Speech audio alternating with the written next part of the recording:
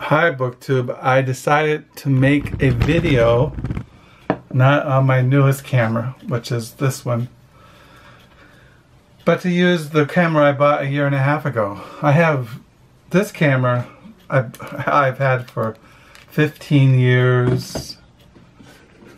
This camera belonged to my wife. It's 10 years old. This camera here is 4 or 5 years old. So yeah, I like cameras. I like photography, I suppose. That's what I'm trying to say. I'm going to shut my window because our neighbor decided to mow his lawn. Bye.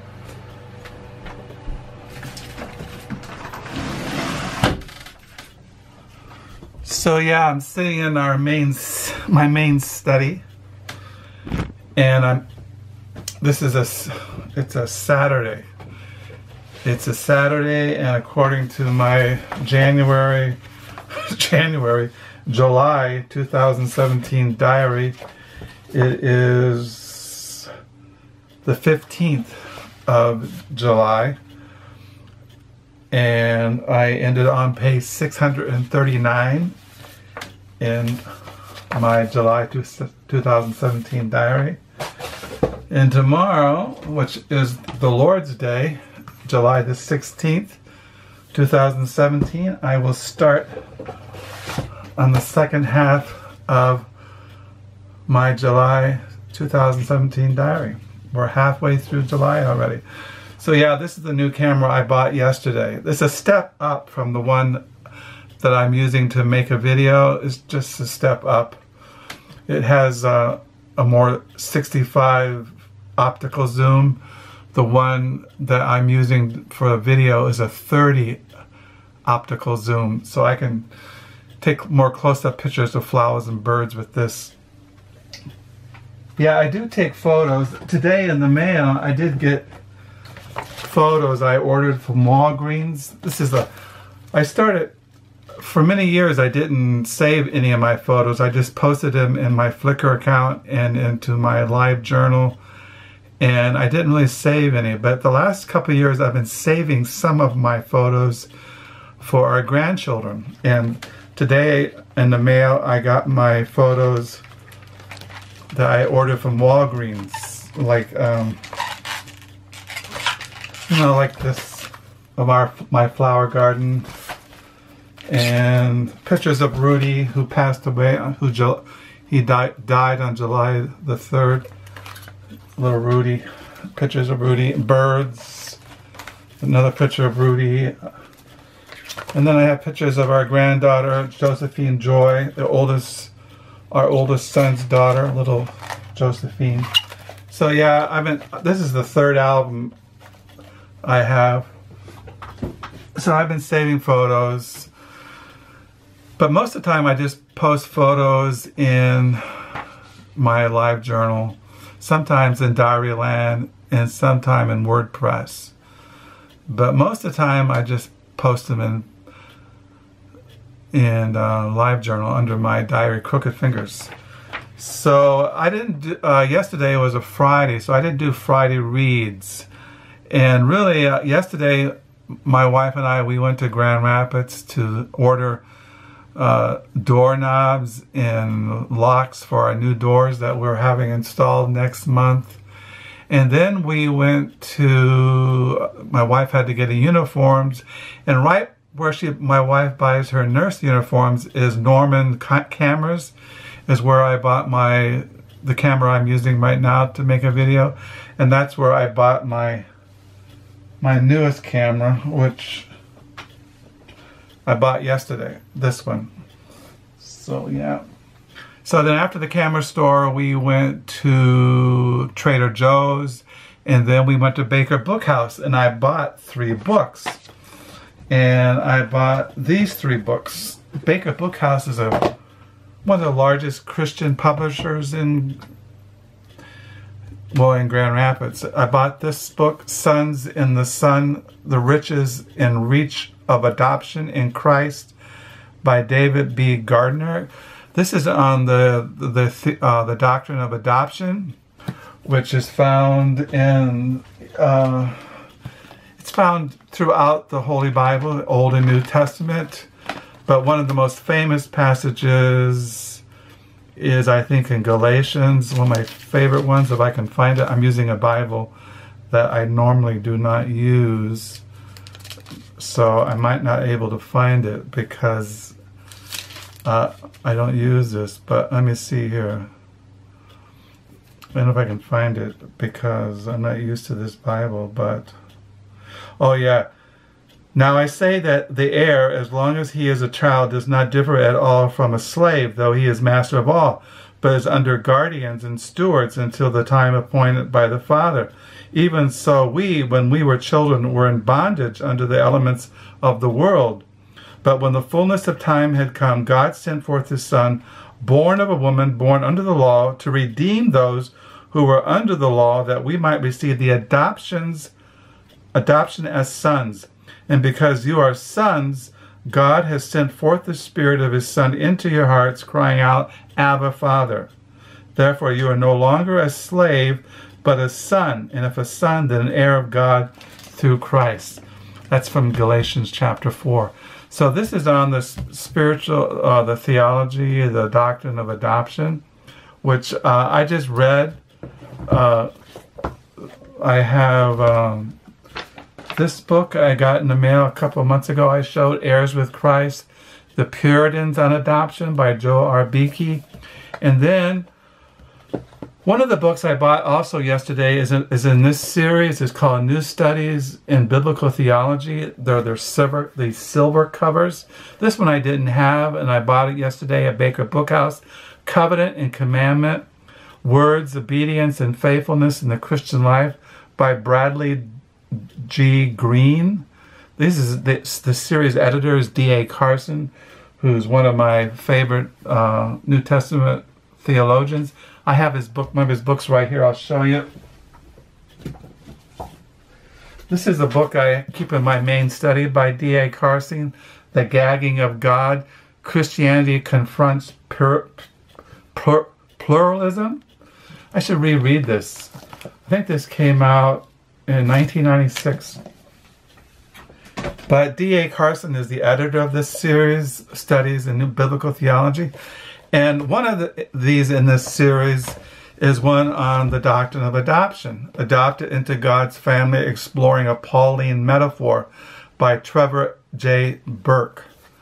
And both these books, David B. Garner mentions in his book. This book was his doctorate dissertation.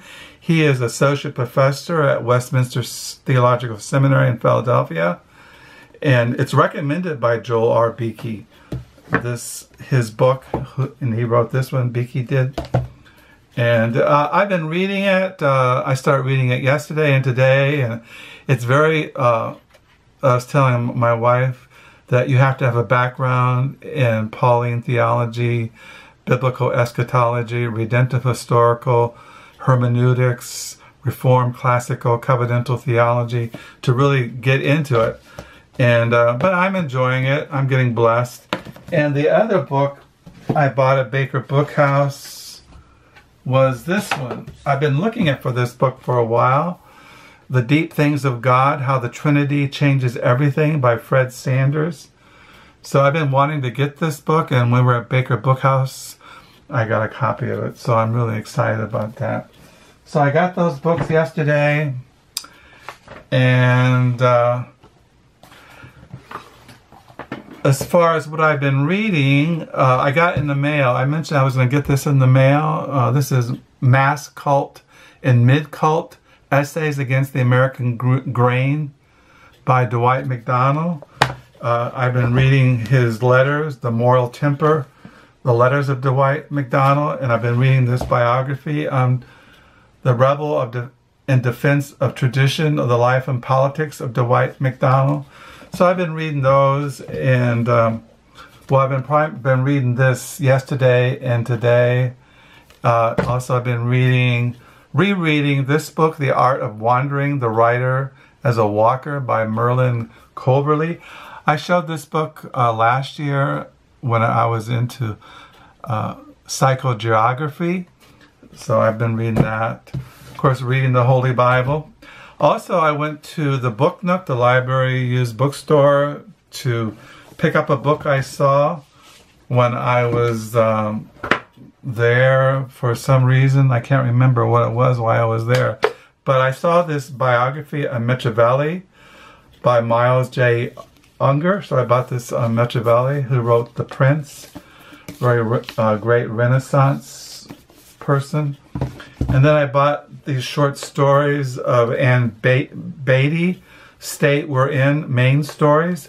Anne Beatty has written novels and short stories. She's I really enjoy her short stories.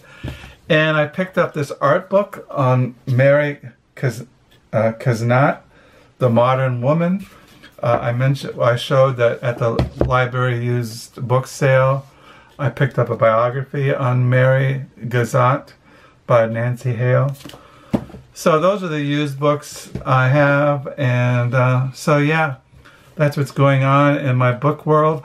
I was going to do the BookTube newbie tag 2.0, but tomorrow is a Sunday, and while my wife is at church tomorrow, I might do this tag, just go through the questions and make it a very short kind of video. So there's not much going on as far as what I do recommend these essays by Dwight Macdonald, Masscult and Midcult, Essays Against the American Grain. It says here, this is a quote by Norman Mailer. He was a radical, he was a conservative, he was a compassionate, he was scathing, he had exquisite taste in many a literary matter, but his transcendent virtue, that unique quality which sets him apart from all other literary figures for one whom can feel respect, was that he had the rare gift of always speaking out on his own voice. Yeah, it says here about the description of this book by Dwight Macdonald, these essays, which were first published, I think, this was first published in, I think in 1962, if I remember correctly. Well, this is a New York Review Books original. This is a reprint. It's not the original one that came out in the 60s.